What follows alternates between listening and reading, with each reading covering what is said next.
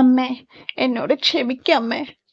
എൻ്റെ ഭാഗത്തുനിന്ന് ഒരു അബദ്ധം പറ്റി. ഇനി ഞാൻ ഒരിക്കലും ഇങ്ങനെയൊന്നും പെരുമാറില്ലമ്മേ. ഇനി ശരത്തിന്റെ ഭാഗത്തുനിന്ന് തെറ്റായ ഒരു കാര്യങ്ങളും ഉണ്ടാവില്ലമ്മേ. മോനെ പോട്ടെ, നീ വന്നല്ലോ, കേസൊന്നുമില്ലാതെ, അത് മതി. അമ്മയ്ക്ക് സന്തോഷായി. അമ്മയുടെ ഇത്രയും ദിവസം അമ്മ തീ തിന്നിട്ടായിരുന്നു ജീവിക്കണ്ടായിരുന്നു. പിന്നെ നീ ക്ഷമ പറയേണ്ടത് എന്നോടല്ല. നീ ഇത്രയൊക്കെ തെറ്റ് ചെയ്തിട്ടും ഇതെല്ലാം മറന്ന് നിന്നെ കേസിന്ന് രക്ഷപ്പെടുത്തി രാവും പകലും ഓടി നടന്ന് നിന്നെ രക്ഷപ്പെടുത്തിയ നിന്റെ സച്ചിയേട്ടനോടാടാ നീ ക്ഷമ പറയേണ്ടത്. നീ സച്ചിയോട് ക്ഷമ പറയും, അവനോടാണ് പറയേണ്ടത്. കൂട്ടുകാരെ, ഭയങ്കര വിഷമായിട്ടുള്ള ഒരു എപ്പിസോഡാണ് കേട്ടോ ഇന്നത്തെ ചെമ്പനീർപ്പൂവ്. അതിൻ്റെ ഒപ്പം തന്നെ സന്തോഷമുണ്ട്. ശരത്തിന് കേസൊന്നുമില്ല, ചന്ദ്ര കേസ് പിൻവലിക്കുകയാണ്. ചന്ദ്ര കേസ് പിൻവലിച്ചിട്ട് ശരത്തിനെ കേസിൽ നിന്ന് ഒഴിവാക്കി വിടുന്ന നല്ല അടിപൊളിയായിട്ടുള്ള ഒരു എപ്പിസോഡാണ് ഇന്നത്തെ എപ്പിസോഡ്. അപ്പോൾ ഇന്നത്തെ ചെമ്പനീർപ്പൂവിലേക്ക് എല്ലാവർക്കും സ്വാഗതം. അങ്ങനെ സച്ചി രേവതി കൊണ്ട് 5 ലക്ഷം രൂപ ഉണ്ടാക്കി വക്കീലിന് കൊണ്ട് കൊടുത്തു. വക്കീൽ അതിനുശേഷം ചന്ദ്രയെ കാണാൻ വേണ്ടി പോയ ഭാഗത്താണ് ഇന്നലത്തെ ക്ലൈമാക്സ് വരുന്നത്. വക്കീൽ അങ്ങനെ ചന്ദ്രയെ കാണാണ്. ചന്ദ്രയെ കണ്ടിട്ട് പറയാണ്, നിങ്ങളിപ്പോൾ ഈ കേസ് കൊടുത്തോണ്ട് നിങ്ങൾക്ക് എന്തെങ്കിലും പ്രയോജനം ഉണ്ടോ? ഏറിക്കഴിഞ്ഞാൽ 1 മാസം എങ്ങനെ ആ പയ്യൻ ജയിലിൽ കിടക്കും, അത്രയല്ലേ ഉള്ളൂ. പറയുമ്പോൾ ചന്ദ്ര പറയുന്നുണ്ട്, 1 മാസം കിടക്കില്ലേ, അവൻ ആ 1 മാസം അവിടെ കിടക്കട്ടെ എന്ന് പറയുമ്പോൾ വക്കീൽ പറയും, ഇതുകൊണ്ട് നിങ്ങൾക്ക് എന്താ ഗുണമുള്ളത്? ഈ കേസ് പിൻവലിച്ചാൽ നിങ്ങൾക്ക് ഗുണം ഉണ്ടാവും എന്ന് പറയാണ്. അപ്പം എനിക്കെന്താ ഗുണം ഉണ്ടാവുക? നിങ്ങൾ ആവശ്യപ്പെടുന്ന പണം നിങ്ങൾക്ക് തരും. ഞാൻ ആവശ്യപ്പെടുന്ന പണോ അല്ല. നിങ്ങളിപ്പോൾ ഈ ഒരു കേസ് പിൻവലിക്കുകയാണെങ്കിൽ നിങ്ങൾക്ക് ഞാൻ കുറച്ച് ക്യാഷ് തരും. നിങ്ങൾ എത്ര തരും? ഒരു 50,000 രൂപ. 50,000 രൂപയോ? ആർക്ക് വേണം ഈ 50,000 രൂപ? ഞാൻ കേസ് പിൻവലിക്കാൻ ഉദ്ദേശിക്കുന്നില്ല, എന്നാൽ കുറച്ചും കൂടി തരും. 1 ലക്ഷം രൂപ തരും. 1 ലക്ഷോ? ക്ഷമിക്കണം, 1 ലക്ഷം രൂപയ്ക്കൊന്നും ഞാൻ ഈ കേസ് പിൻവലിക്കാൻ ഉദ്ദേശിച്ചിട്ടില്ല. പിന്നെ നിങ്ങൾ എത്ര കണക്കാക്കണേ? അതിപ്പോൾ കേസ് പിൻവലിക്കണം എന്നുണ്ടെങ്കിൽ എനിക്കൊരു 2 ലക്ഷം രൂപ തരണം. 2 ലക്ഷം രൂപയോ? അതെ, 2 ലക്ഷം രൂപ എനിക്ക് തരണം. ശരി, ഓക്കെ, 2 ലക്ഷം രൂപ നിങ്ങൾക്ക് തരാം. സത്യമായിട്ട് എനിക്ക് 2 ലക്ഷം രൂപ തരുമോ? തരും. അപ്പോൾ ഞാൻ എങ്ങനെ നിങ്ങളെ വിശ്വസിക്കും? അപ്പോൾ വക്കീൽ വേഗം 2 ലക്ഷം രൂപ എടുത്ത് മേശപ്പുറത്ത് വയ്ക്കാൻ. ഇപ്പം വിശ്വാസമായില്ലേ? ഈ പൈസ എനിക്കുള്ളതാണോ? നിങ്ങൾക്കുള്ളതാണ്. പക്ഷെ ഒരു കാര്യമുണ്ട്, നിങ്ങൾക്ക് കേസൊന്നുമില്ല, ഞാൻ പരാതി പിൻവലിക്കാണ് പറഞ്ഞിട്ട് ഒരു പേപ്പറിൽ എഴുതി ഒപ്പിട്ട് തരണം. ഓക്കെ, നിങ്ങൾ പേപ്പർ തരൂ, ഞാൻ എഴുതി ഒപ്പിട്ട് തരാം. പറ്റില്ല, അത് ഇവിടെ വെച്ച് ഒപ്പിടേണ്ടതല്ല.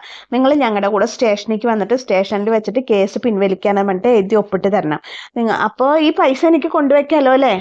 കൊണ്ടുവയ്ക്കാം. ശരിയെങ്കിൽ ഞാൻ ഈ ക്യാഷ് എടുത്ത് വെച്ചിട്ട് വരാമെന്ന് പറഞ്ഞിട്ട് അങ്ങനെ ചന്ദ്രയും ബാമയും കൂടി പൈസ എടുത്ത് വെക്കാൻ വേണം. അപ്പൊ ചന്ദ്ര അങ്ങനെ വിചാരിക്കണം, 2 ലക്ഷം ചോദിച്ചത് മോശമായിപ്പോയി, കുറച്ച് കൂടുതൽ ചോദിക്കായിരുന്നു എന്നിങ്ങനെ വിചാരിക്കാണ് ചന്ദ്ര. അങ്ങനെ പൈസ ബാമയുടെ അടുത്ത് കൊടുത്തിട്ട് പറയാം, ബാമ ഇത് സൂക്ഷിച്ച് വെക്കിട്ടോ, ഇത് നീ എടുത്ത് വെക്കണം, ഞാൻ ചോദിക്കുമ്പോൾ മാത്രം തന്നാൽ മതി, അല്ലാണ്ട് എനിക്ക് തരണ്ട, ഞാൻ ആവശ്യമുള്ളപ്പോൾ വരാം, അപ്പം എനിക്ക് തന്നാൽ മതി പറഞ്ഞിട്ട് ആ 2 ലക്ഷം രൂപ ബാമേനെ ഏൽപ്പിച്ചിട്ട് ചന്ദ്ര കേസ് പിൻവലിക്കാൻ വേണ്ടി സ്റ്റേഷനിലേക്ക് പോവാണ്. അങ്ങനെ ചന്ദ്ര കേസ് പിൻവലിച്ചു. പൈസയ്ക്ക് വേണ്ടി ശരത്തിൻ്റെ അടുത്ത് നിന്ന് കേസ് പിൻവലിച്ചു. ഈ സമയത്ത് ചന്ദ്രോദയത്തിൽ എല്ലാവരും ഇങ്ങനെ ഇരിക്കുന്നുണ്ട്. രവീന്ദ്രനെ ഭക്ഷണം കഴിക്കാൻ വിളിച്ചിട്ട് രവീന്ദ്രൻ വരുന്നില്ലേ, അച്ഛൻ ഭക്ഷണം കഴിക്കാൻ വാ, അച്ഛന് വിശക്കണില്ലേ, ഭക്ഷണം കഴിക്കേണ്ട, മരുന്ന് കഴിക്കുമ്പോൾ എനിക്ക് വേണ്ട പറയാണ്. എനിക്കറിയാം അച്ഛൻ അമ്മ ഇല്ലാത്തതിൻ്റെ വിഷമത്തിലാണ് അച്ഛൻ കഴിക്കാതിരിക്കുന്നതെന്ന് എനിക്കറിയാം, പിന്നെ അതൊന്നല്ല എന്ന് പറയാണ്. അച്ഛൻ ഇങ്ങനെ ഇരുന്നാൽ എങ്ങനെ? അച്ഛ വാ, അച്ഛ ഭക്ഷണം കഴിക്കാൻ പോവാം, വാ. രേവതി പറയണം, അച്ഛ പട്ടിണി കിടക്കല്ലേ അച്ഛ, വായ പറയുമ്പോൾ എനിക്ക് വേണ്ട, വിശപ്പില്ല എന്നല്ലേ പറഞ്ഞെന്നൊക്കെ പറയണം. അപ്പോഴേക്കും വർഷ, ശ്രീകാന്ത്, ശ്രുതി ഒക്കെ അവിടെ ഉണ്ട്. അപ്പോൾ അവരൊക്കെ വിളിക്കുന്നുണ്ട്. പക്ഷെ ആര് വിളിച്ചിട്ട് രവീന്ദ്രൻ ഭക്ഷണം കഴിക്കാൻ പോകുന്നില്ല. ഈ സമയത്ത് ശ്രുതി പറയണം, അമ്മേനെ പോയി വിളിച്ചിട്ട് വരായിരുന്നു, അമ്മേനെ പോയി വിളിച്ചിട്ട് വന്നാൽ അച്ഛന് സന്തോഷമാവും എന്നൊക്കെ പറയണം. അപ്പോൾ സച്ചിയും പറയണ്ട, അച്ഛൻ പോയി അമ്മയെ വിളിച്ചിട്ട് വാന്നൊക്കെ പറയുമ്പോൾ നീ മിണ്ടാതിരുന്നെന്ന് പറയുന്ന സമയത്ത് സച്ചിയുടെ ഫോൺ അടിക്കാണ്. സച്ചിയുടെ ഫോൺ അടിക്കുമ്പോൾ സച്ചി ഫോൺ എടുത്തിട്ടേ വക്കീലാണല്ലോ, എന്താ സാർ ചോദിക്കുകയാണ്. എന്താ സാർ, പൈസയൊക്കെ തന്നില്ലേ, എന്താ ഈ കേസിൻ്റെ കാര്യങ്ങൾ ചോദിക്കുമ്പോൾ സച്ചി, താൻ ഇനി ഒരു പേടിയും പേടിക്കണ്ട, ശരത്തിൻ്റെ കേസൊക്കെ പിൻവലിച്ചു, താൻ എത്രയും പെട്ടെന്ന് ശരത്തിൻ്റെ വീട്ടിൽ കൊണ്ടുപോയി ആക്കിക്കോ, എവിടെയുള്ള വെച്ചാൽ ഒരു പേടിയും പേടിക്കേണ്ട, അവൻ്റെ പേരിലുള്ള കേസൊക്കെ പിൻവലിച്ചു. സത്യമാണോ സാർ? എനിക്കിത് വിശ്വസിക്കാൻ പറ്റുമോ? തീർച്ചയായും വിശ്വസിക്കാം. ശരത്തിന് ഇനി ഒരു കേസും ഇല്ല, അവൻ്റെ പേരിൽ യാതൊരുവിധ കംപ്ലൈൻറ്റും ഇല്ല. നിങ്ങളുടെ അമ്മ വന്നിട്ട് ഇത് ഞങ്ങളുടെ കുടുംബ പ്രശ്നമാണ്, എനിക്കിതിൽ ഒരു പരാതിയിലെ, ശരത്തിനെതിരെ കേസ് എടുക്കരുത് പറഞ്ഞ് പോലീസ് സ്റ്റേഷനിൽ വന്നിട്ട് ഒപ്പിട്ട് തന്നു എന്ന് പറയണം. അപ്പോൾ സാർ എന്ത് വിദ്യ പ്രയോഗിച്ച് ഇങ്ങനെ അമ്മയ്ക്ക് മനംമാറ്റം വരാൻ ചോദിക്കുമ്പോൾ പറയും, അത് താനിപ്പോൾ എന്തിനാണോ അതൊക്കെ അറിയണേ, നിങ്ങൾ വക്കീലന്മാരല്ലേ, ഞങ്ങൾക്ക് അതിൻ്റേതായിട്ടുള്ള ഓരോരുത്തർ കാണുമ്പോഴുള്ള ട്രിക്കുകളുണ്ടല്ലോ, ആ ട്രിക്ക് വെച്ച് ഞങ്ങൾ കൈകാര്യം ചെയ്യുമെന്ന് പറയണം. ഓ താങ്ക് യു സാർ, വളരെ ഉപകാരം. പറയുമ്പോൾ രേവതി എന്താ ചോദിക്കുമ്പോൾ രേവതി ശരത്തിന്റെ കേസ് പിൻവലിച്ചു അത്രേ അമ്മ എന്ന് പറയണാണോ പറഞ്ഞിട്ട് രേവതി സന്തോഷാവാണ്. അപ്പൊ രവീന്ദ്രനൊക്കെ ചാടി നീട്ടിട്ടാണോ കേസ് പിൻവലിച്ചോ എന്ന് ചോദിക്കണം. അപ്പൊ ഉവ്വ പറയാണ്. അങ്ങനെ ആ ഒരു സന്തോഷ വാർത്ത ചന്ദ്രോദയത്തിൽ എല്ലാവരും കേൾക്കും. രവീന്ദ്രനും സച്ചിക്ക് രേവതിക്കും വർഷയ്ക്കും ശ്രീകാന്തിനും സന്തോഷമാകുമ്പോൾ തലയിൽ വെള്ളിടി വെട്ടിയ പോലെ നിൽക്കണ 2 പേരുണ്ട്. അത് വേറെ ആരല്ല, ശ്രുതിയാണ്. അപ്പൊ ശ്രുതി പറയാണ്, അമ്മ കേസ് പിൻവലിച്ചു, അമ്മ കേസ് പിൻവലിക്കണില്ല എന്നാണല്ലോ പറഞ്ഞത്, പിന്നെ എന്താ പെട്ടെന്ന് അമ്മയ്ക്ക് പറ്റിയെന്ന് ചോദിക്കുകയാണ് ശ്രുതി. അപ്പൊ ശ്രുതി പറയാണ്, ഞാനും അത് തന്നെ ചിന്തിക്കണം, എന്താ ഉണ്ടായേ, ആൻറ്റി കേസ് പിൻവലിക്കില്ല എന്നാണല്ലോ പറഞ്ഞത്, പിന്നെ ഇപ്പം എന്താ ആൻറ്റി കേസ് പിൻവലിച്ചെന്നൊക്കെ വിചാരിക്കാനോ ശ്രുതി. അങ്ങനെ സച്ചിക്ക് ഭയങ്കര സന്തോഷമായി. സച്ചി പറയാണ്, രേവതി നമ്മൾ ജയിച്ചു രേവതി പറഞ്ഞിട്ട് ശ്രുതിനെയൊക്കെ പിടിച്ചിട്ട് കെട്ടിപ്പിടിച്ച് ഉമ്മ വയ്ക്കാണ്. എന്താണ് നിനക്ക് ഇത്ര സന്തോഷം ചോദിച്ചപ്പോൾ ശരത്തിനെ വെറുതെ വിട്ടു, ശരത്തിനെതിരെ കേസില്ല എന്ന് പറഞ്ഞില്ല, അതിൻ്റെ സന്തോഷമാടാന്നൊക്കെ പറയാണ്. അപ്പോൾ രവീന്ദ്രൻ പറയേ, ഞാൻ പോയി പറഞ്ഞിട്ട് ചന്ദ്ര കേസ് പിൻവലിക്കില്ല എന്നാണല്ലോ പറഞ്ഞു, ഇപ്പം എന്താ പെട്ടെന്ന് ചന്ദ്ര കേസ് പിൻവലിക്കാൻ കാരണം ചോദിച്ചപ്പോൾ എന്താണെന്നറിയില്ല അച്ഛാ, വക്കീലൊന്നും പറഞ്ഞില്ല, എന്തായാലും കേസ് പിൻവലിച്ചില്ല പറയണം. അപ്പോൾ രേവതി ഓടി അകത്ത് പോയിട്ട് രേവതി പ്രാർത്ഥിക്കണം, നിലവിളക്ക് കത്തിച്ച് പ്രാർത്ഥിക്കണം. എല്ലാ ദൈവങ്ങളോടും രേവതി നിന്ന് തൊഴുകൈയോട് കൂടിയിട്ട് നന്ദി പറയാണ്. ശരത്തിനൊരു കുഴപ്പമില്ലാണ്ട് രക്ഷപ്പെടുത്തി കൊടുന്നതിന് നിങ്ങളോട് എല്ലാവരോടും ഞാൻ നന്ദി പറയണം പറഞ്ഞിട്ട് എല്ലാ ദൈവങ്ങളോടും നന്ദി പറഞ്ഞ് തൊഴുതിട്ട് വരികയാണ് രേവതി അവിടുന്ന്. അങ്ങനെ ഭയങ്കര സന്തോഷമായി രേവതിക്ക് സച്ചിക്കും. അവരുടെ കഷ്ടപ്പാടിന് ഫലം കണ്ടു.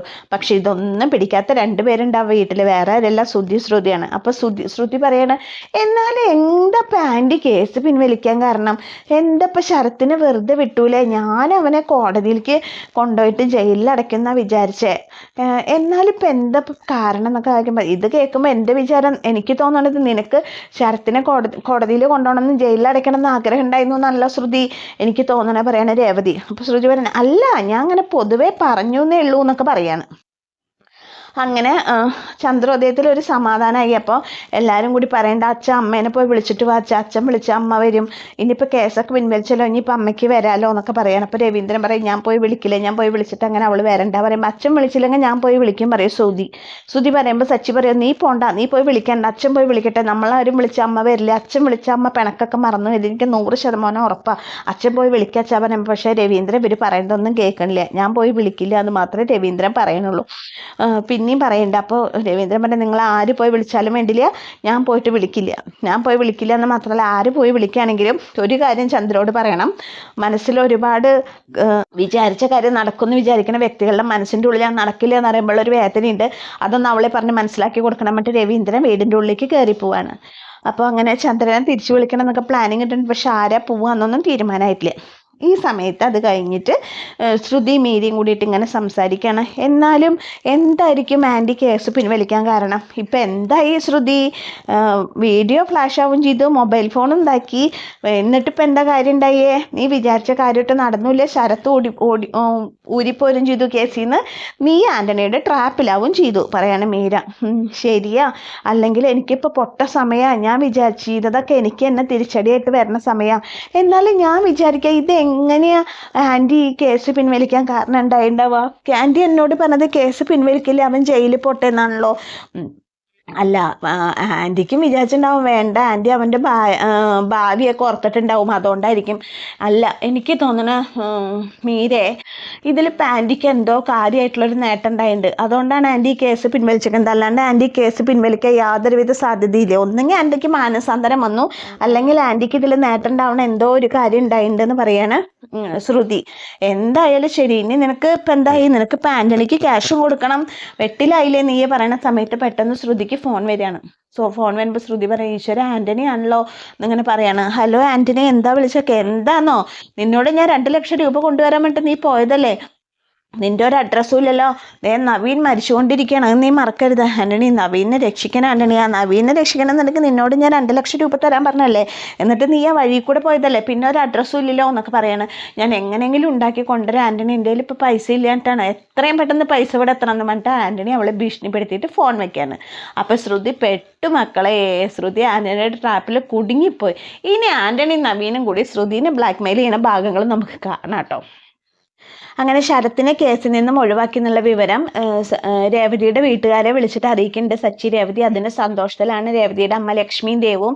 അവർക്ക് സന്തോഷം കൊണ്ട് എന്താ ചെയ്യേണ്ടതെന്ന് അറിയുന്നില്ല. ദേവ് പറയുന്നുണ്ട്, അമ്മേ ശരത്ത് ഇപ്പൊ വരില്ല അമ്മേ, അവനെ ഇപ്പൊ കാണാലമ്മേ, ഒരു കാര്യം ചെയ്യാമ്മേ, ഞാൻ അപ്പുറത്തെ ചേച്ചിമാരോട് ഒന്ന് പറയട്ടെ വേണ്ടി ദേവു ഈ സന്തോഷ വാർത്ത അറിയിക്കാൻ വേണ്ടി പോണ്ട്. ലക്ഷ്മിക്ക് സന്തോഷം അടക്കമായി. അതേ മോളെ, അവൻ വരും മോളെ, നമ്മുടെ മോൻ തെറ്റുകാരനല്ലല്ലോ മോളെ, അവൻ വരികയാണ് കൃഷ്ണേട്ട. കൃഷ്ണേട്ടന്റെ മോന് കേസിൽ നിന്ന് രക്ഷപ്പെട്ട് കൃഷ്ണേട്ട പറഞ്ഞിട്ട് ഭർത്താവിന്റെ ഫോട്ടോയിൽ നോക്കി പ്രാർത്ഥിക്കുകയാണ് ലക്ഷ്മി. ആ സമയത്താണ് സച്ചിയുടെ രേവതിയുടെയും കാറ് ലക്ഷ്മിയുടെ അവരുടെ വീടിന് മുമ്പിൽ വന്നിട്ടുണ്ട്. ആ വീട്ടിൽ നിന്ന്, ആ കാറിൽ നിന്ന് ശരത്തും സച്ചി രേവതിയും കൂടിയിട്ട് ഇറങ്ങുമ്പോൾ ലക്ഷ്മിക്ക് ഇത് കാണുമ്പോൾ ദേ അവൻ വന്നു പറഞ്ഞിട്ട് ഇങ്ങനെ ലക്ഷ്മി സന്തോഷത്തോടു കൂടി ഇങ്ങനെ ഓടിച്ചെന്നിട്ട് ശരത്ത് കയറി വരുമ്പോ ശരത്തിനെ കെട്ടിപ്പിടിച്ച് ഉമ്മ വയ്ക്കാണ്. മോനെ നീ വന്നല്ലോ, അമ്മയുടെ മനസ്സിൽ തീയായിരുന്നടാ, 2 ദിവസമായിട്ട് അമ്മ പാതി ചത്ത മനസ്സോട് കൂടിയിട്ട് അവിടെ ജീവിക്കുന്നതന്നെ, നീ വന്നല്ലോ, അമ്മയ്ക്ക് സന്തോഷമായിടാന്നൊക്കെ അങ്ങനെ പറയുമ്പോ ശരത്ത് കരഞ്ഞിട്ട് പറയാണ്, ക്ഷമിക്കുക അമ്മ, എന്നോട് ക്ഷമിക്ക്, സോറി അമ്മ എന്നൊക്കെ പറഞ്ഞിട്ട് ശരത്ത് ഉറക്കെ കരയാണ് അമ്മേനെ പിടിച്ചിട്ട്. എന്നോട് ക്ഷമിക്കണം അമ്മ, എനിക്കൊരു തെറ്റ് പറ്റിപ്പോയി എന്നൊക്കെ പറഞ്ഞിട്ട് കരയാണ്. എന്തായാലും നീ രക്ഷപ്പെട്ട് വന്നല്ലോ മോനെ, അമ്മയ്ക്ക് സന്തോഷമായി, നീ ഇല്ലാതെ അമ്മ എന്തിനാടാ ജീവിച്ചിരിക്കണം എന്നൊക്കെ പറയുമ്പോൾ ഈ രംഗങ്ങളൊക്കെ കണ്ട് കണ്ണ് നിറഞ്ഞിരിക്കുകയാണ് സച്ചി രേവതി. ഒരു അമ്മയും മകനും തമ്മിലുള്ള ഒരു ആത്മബന്ധമാണ് അവിടെ കാണുന്നത്. അങ്ങനെ ശരത്തിനെ കെട്ടിപ്പിടിച്ച് ഉമ്മ കൊണ്ട് മൂടാണ് ലക്ഷ്മി. എന്നിട്ട് ശരത്ത് മാപ്പ് ചോദിക്കുമ്പോൾ ലക്ഷ്മി പറയാണ്, എന്നോടല്ല നീ ക്ഷമ ചോദിക്കേണ്ടത്, നീ ക്ഷമ ചോദിക്കേണ്ട ഒരാളുണ്ട്. നീ എന്തൊക്കെ തെറ്റ് ചെയ്തിട്ടും നീ ആ തെറ്റോള് മുഴുവൻ മറ്റൊരാൾ അറിയാതെ മറച്ചു പിടിച്ച് നിനക്ക് വേണ്ടിയിട്ട് ഓടിപ്പഞ്ഞ് നടന്ന ഒരാളുണ്ട്. നിന്നെ കേസിൽ നിന്ന് രക്ഷപ്പെടുത്താൻ വേണ്ടിയിട്ട്, നിന്നെ ജയിലിലേക്ക് വിട്ടുകൊടുക്കില്ല എന്ന് തീരുമാനിച്ചിട്ട് നിന്റെ ഭാവി രക്ഷിക്കാൻ വേണ്ടിയിട്ട് നിനക്ക് വേണ്ടി ഓടിപ്പഞ്ഞ ഒരാളുണ്ട്, സച്ചിയേട്ടനോടാണെടാ നീ മാപ്പ് പറയേണ്ടത്, എന്നോടല്ല എന്ന് പറയാണ് ശരത്തിനോട്. അപ്പൊ ശരത്ത് ഇങ്ങനെ തിരിഞ്ഞ് സച്ചിനെ നോക്കാനും നിറകണ്ണുകളോടെ. ആ സമയത്താണ് നമ്മുടെ ചെമ്പനീർപ്പൂവിൻ്റെ ഇന്നത്തെ ക്ലൈമാക്സ് വരുന്നത്. അപ്പോൾ കൂട്ടുകാരെ, നിങ്ങൾക്ക് എന്താ തോന്നുന്നത്? ശ്രുതിയുടെ കള്ളത്തരം പിടിക്കാൻ പറ്റുമോ? ശ്രുതി ഫ്രോഡാണെന്നുള്ള രഹസ്യം പിടിക്കാൻ പറ്റുമോ? ചന്ദ്രയുടെ പൈസ 2 ലക്ഷം രൂപ ശ്രുതി അടിച്ചു മാറ്റുമോ? എനിക്കൊരു ഡൗട്ട് ഉണ്ട് കേട്ടോ അങ്ങനെ ഉണ്ടാവുമെന്ന്. കാരണം ശ്രുതിക്ക് ഇപ്പോൾ 2 ലക്ഷം രൂപയാണ്, ചന്ദ്രയ്ക്ക് ഇപ്പോൾ 2 ലക്ഷം രൂപ കിട്ടിയിട്ടുണ്ട്. അപ്പോൾ ഓട്ടോമാറ്റിക്കായിട്ട് അങ്ങനെ ഒന്നും സംഭവിക്കും എൻ്റെ മനസ്സ് പറയുന്നുണ്ട്. നിങ്ങളുടെ അഭിപ്രായങ്ങൾ എന്തൊക്കെയാണെന്ന് വെച്ചാൽ വിലയേറിയ അഭിപ്രായങ്ങളൊക്കെ രേഖപ്പെടുത്തിക്കോളൂ. അപ്പോൾ എൻ്റെ കഥ കേട്ട് ഇഷ്ടപ്പെടുന്ന കൂട്ടുകാരെ എൻ്റെ ചാനലൊന്ന് ലൈക്ക് ചെയ്യുക, ഷെയർ ചെയ്യുക, സബ്സ്ക്രൈബ് ചെയ്യുക. ഇതുവരെ നിങ്ങൾ തന്ന സപ്പോർട്ടിന് എല്ലാവരോടും എനിക്ക് ഒരുപാട് നന്ദിയുണ്ട്. അപ്പം നാളത്തെ എപ്പിസോഡായിട്ട് വരാം. എല്ലാവർക്കും താങ്ക് യു.